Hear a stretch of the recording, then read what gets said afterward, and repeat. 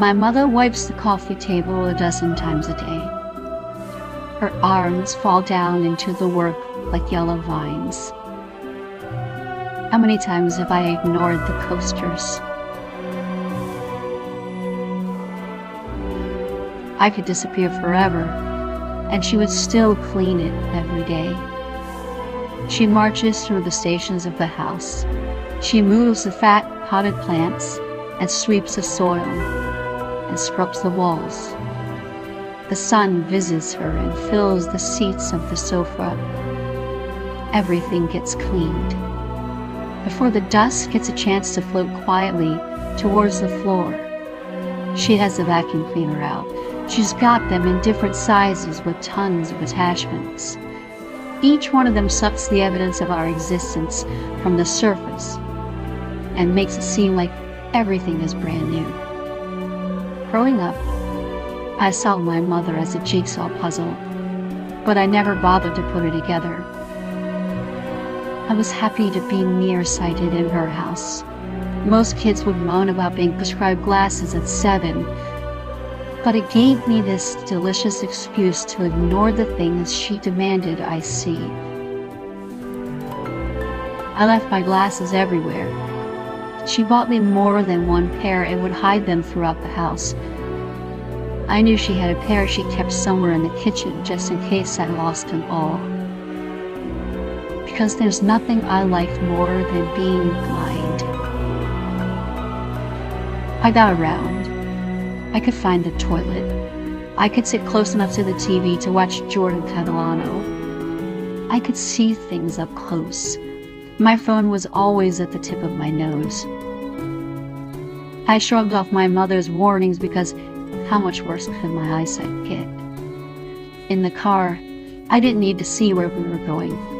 At school, I always used a magnifier. For most of my childhood, I didn't need to see. For most of my childhood, I never saw her.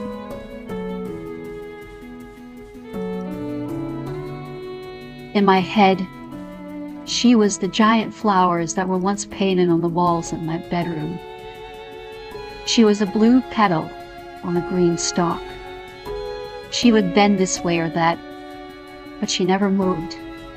I never saw her walk or run. Everywhere we went, she was always there, but she always seemed fixed. If we went to the beach, she stayed planted in a condo. If we went to an amusement park, she always seemed nailed to a bench. I felt like her warnings to me were trestles that would stretch from wherever she was to wherever I was going to keep me growing straight.